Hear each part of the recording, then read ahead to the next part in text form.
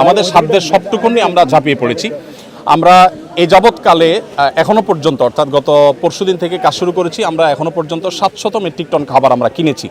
তার সবগুলো এসে পৌঁছায়নি, যেগুলো এসেছে আমরা সেগুলো আজকে কাজ শেষ করছি। এখানে প্রায় 2000 স্বেচ্ছাসেবক এসেছেন। এর মধ্যে ঢাকা বিশ্ববিদ্যালয়ের প্রফেসর আছেন, আমি ব্যক্তিগতভাবে দেখেছি, চিনেছি। আবার ঢাকা ইউনিভার্সিটি সহ সমস্ত বিশ্ববিদ্যালয়গুলোর বিভিন্ন বিশ্ববিদ্যালয়ের স্টুডেন্টরা এসেছেন, বিভিন্ন শ্রেণী পেশার মানুষ এসেছেন, বিভিন্ন ব্যবসায়ীরা এসেছেন। তো এমন ছোট ছোট শিশুরাও এসেছে, তারা প্যাকেজিংয়ের কাজে হেল্প করছে। আমাদের ইতিমধ্যে 5-7টি গাড়ি ইতিমধ্যে স্পটে পৌঁছে গেছে এবং মহিপালে বাংলাদেশ সেনাবাহিনীর যে ক্যাম্প, সেখানে আমরা আজকে সকালে 2 ট্রাক মালামাল হস্তান্তর করেছি, আর 3 ট্রাক গত রাতে চলে গেছে। আজকে আমি নিজে ইনশাল্লাহ ঘণ্টাখানিক পর স্পটে যাব এবং আমার সাথে এখান থেকে আরও 5টা লরি আশা করি মাল যাবে এবং এভাবে রাতে আবার যাবে, আবার সকালে যাবে। আমরা 3টা লেয়ারে কাজ করি। প্রথমত শুকনা খাবার হিসাবে খেজুর, চিড়া, তারপর 2 কেজি করে চিড়া, 2 কেজি করে খেজুর এবং 1 কেজি চিনি, 1 কেজি লবণ। চিনি লবণ দিচ্ছি যদি স্যালাইন বানানোর প্রয়োজন হয়। এই জিনিসগুলো আমরা দিচ্ছি প্রাথমিকভাবে 20,000 পরিবারকে। আর 40,000 পরিবারের জন্য 10 কেজি করে চাল, 2 লিটার সয়াবিন তেল, 2 কেজি মসুর ডাল এবং 1 কেজি লবণ, 1 কেজি চিনি দিচ্ছি। আলুটা দিতে পারছি না, কারণ আলু পচে যাওয়ার আশঙ্কা আছে। কারণ লরিতে দেখা যায় পথে রাস্তায় কী হবে আমরা জানি না, যদি 2 দিন জ্যামে পড়ে থাকে তাহলে সেক্ষেত্রে এগুলো পচে যাবে। সেক্ষেত্রে আমরা হয়তো নগদ কিছু টাকা দিব যাতে করে তারা কিনে নিতে পারে। এটা হলো দ্বিতীয় লেয়ার, অর্থাৎ এখনও রান্না করার পরিস্থিতি নেই, আমরা শুকনা খাবার দিচ্ছি। খেজুর 4-5টা খেলে খাবারের কাজ হয়ে যায়। সেই সাথে আমরা একটু পানি শুকোতে শুরু করলে কাল বা পরশু সকাল থেকে আমরা চাল ডাল সহ ভারী খাবার দেব। এরপর তারা যখন ঘরবাড়িতে যাবেন তখন আমরা 25 কেজি করে চাল ইনশাআল্লাহ আশা করছি যে আমরা 20,000 পরিবারকে দেব। এরপরে 4th লেয়ারে গিয়ে আমরা 4,000 পরিবারকে ঘর বানিয়ে দেওয়ার প্ল্যান করেছি। পরিপূর্ণ ঘর বানাতে না পারলেও 4 বান করে টিন এবং কিছু নগদ টাকা 10 বা 20,000 টাকা, যেটি আমাদের সুযোগ আমরা এটা দেবো। এখনও পর্যন্ত আমাদের কাছে ফান্ড এসে সব পৌঁছায়নি। আলহামদুলিল্লাহ গত 24 ঘন্টার ভিতরে প্রায় 3 লক্ষ মানুষ আমাদেরকে অনলাইনে ডোনেশন করেছেন। এর ভিতরে 1 টাকা, 5 টাকা, 10 টাকা সব রকমের আছে। এই সর্বসাধারণের দানের টাকা আমাদের কাজগুলো চলছে। আমরা সিলেটের বন্যা, 22-এর বন্যায় প্রায় 18 কোটি টাকা আমরা খরচ করেছি এবং এর মধ্যে 1000 মেট্রিক টন খাবার ছিল, 1000 ঘর নির্মাণ করেছি, 1000 কৃষককে আমরা 5000 করে টাকা দিয়েছি। তো আলহামদুলিল্লাহ এবার আমরা আশা করছি যে সেটা আরও ব্যাপকভাবে করব, কারণ বন্যা পরিস্থিতি অত্যন্ত ভয়াবহ। প্রতিনিয়ত আমাদের কাছে সাহায্যের জন্য মানুষ আসছে, রাত দিন আমাদের কর্মীরা কাজ করছেন, সর্বস্তরের মানুষ এখানে এসে কাজ করছেন। আমি আপনাদের মাধ্যমে উদাত্ত আহ্বান করতে চাই আমাদের দেশের সর্বস্তরের মানুষকে। আমাদের দেশে মানুষ একে অন্যের বিপদে ঝাঁপিয়ে পড়েন। এর পূর্বে আমরা বিভিন্ন সময় দেখেছি, এবারও আশা করি যে এই বন্যায় আমরা প্রত্যেকে যার যার সাধ্য অনুযায়ী আমাদের আশেপাশে থাকা আমাদের জানাশোনা মানুষগুলোর পাশে আমরা দাঁড়াবো এবং সবাই যদি সম্মিলিতভাবে আমরা প্রচেষ্টা করি, জাতীয় দুর্যোগ মোকাবেলা করা কোনো ব্যাপার নাই ইনশাআল্লাহ বিদিনিল্লাহ। 40 বা 50 লক্ষ মানুষ আক্রান্ত। আমরা একটু দেখি, মাশাআল্লাহ এখানে একটা প্যাকেজ রেডি হয়ে গেছে, সম্পূর্ণ একটা প্যাকেজ রেডি হয়ে গেছে। এখানে আমরা দেখতে পাচ্ছি 10 কেজি চাল, 2 লিটার তেল এবং একটা চিনি এবং একটা লবণ। একটা ফ্যামিলির জন্য কমপ্লিট রেডি হয়েছে। ডাল 2 কেজি ডাল, 2 কেজি মসুর ডাল রেডি হয়ে গেছে।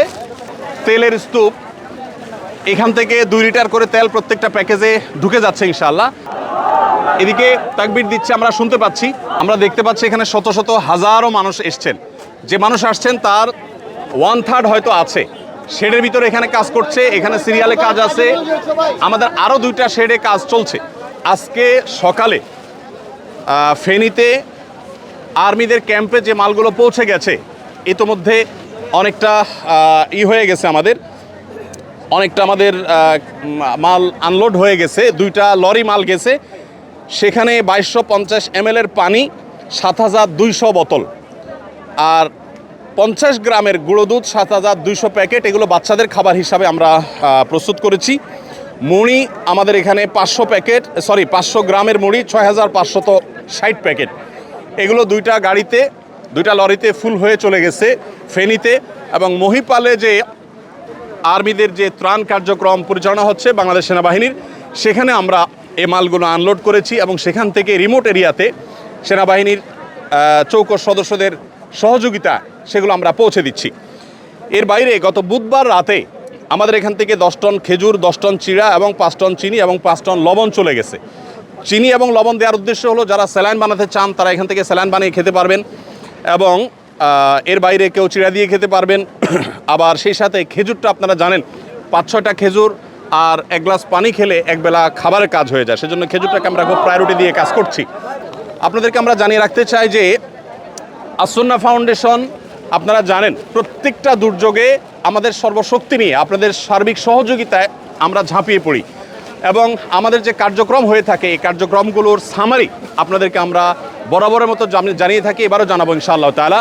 বিস্তারিত আপনাদের প্রত্যেকটা আমানতের টাকা কোথায় কত খরচ করেছি আমরা জানাবো। সেই সঙ্গে আপনাদেরকে আরও আমরা জানিয়ে রাখতে চাই, রুলিং খরচ বলতে যেটা আছে, এরকম রুলিং খরচ আমাদের নেই বললেই চলে, খুব কম। আমরা যেই পরিমাণ যে স্কেলে আমরা কাজ করি সেই স্কেলে আমরা রুলিং কস্ট যাতে না হয়, সেখানে আমরা বাকি 18-18.5 কোটি মানুষ যদি জেগে যাই, ইনশাল্লাহ এটা আমাদের জন্য কোনো ব্যাপার না ইনশাল্লাহ। আমাদের মুসলমানদের আজকে যে দুরবস্থা, এর অন্যতম একটা বড় কারণ আমরা নামে মুসলমান, আমরা ইসলাম থেকে সরে গেছি। আমাদের শক্তির মূল জায়গাটা হলো আমরা আল্লাহর কাছ থেকে সাহায্য চাইবো, এটা হলো আমাদের শক্তির মূল জায়গাটা। এটাই আমরা হারিয়ে ফেলেছি। আমরা এখন শুধুমাত্র হাত পা দিয়ে আমরা হাতড়াই চেষ্টা করি, কিন্তু আসলে দিন শেষে আমরা কিছু করতে পারছি না।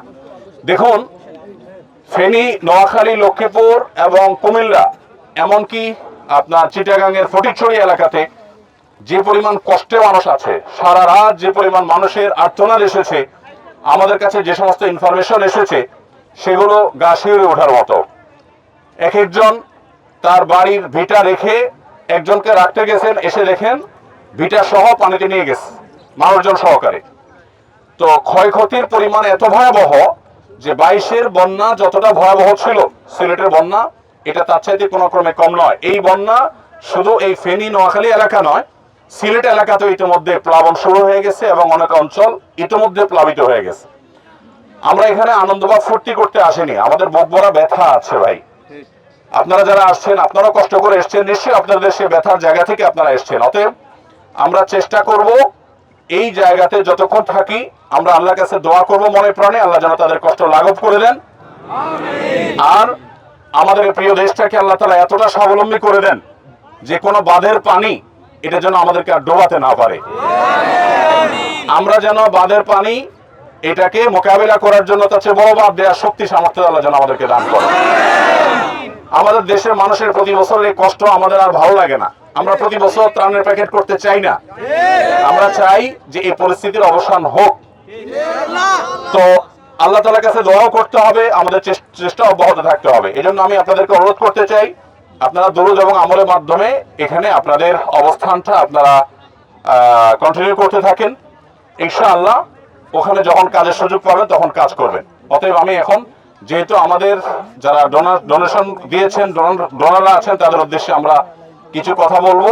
অতএব এই টাইমটাতে আপনারা যদি সহযোগিতা না করেন তাহলে বদনামিটা আপনার ব্যক্তির হবে না, বদনামিটা হবে আসন্না ফাউন্ডেশনের। মানুষ দেখবে যে বিশৃঙ্খলাটা আসন্না ফাউন্ডেশন এখানে হচ্ছে, আপনি এখন আসন্না ফাউন্ডেশনের পরিবারের সদস্য। এই জন্য মেহরবানি করে লাইভ শেষ হওয়া পর্যন্ত সবাই বসবেন, কেউ দাঁড়াবেন না।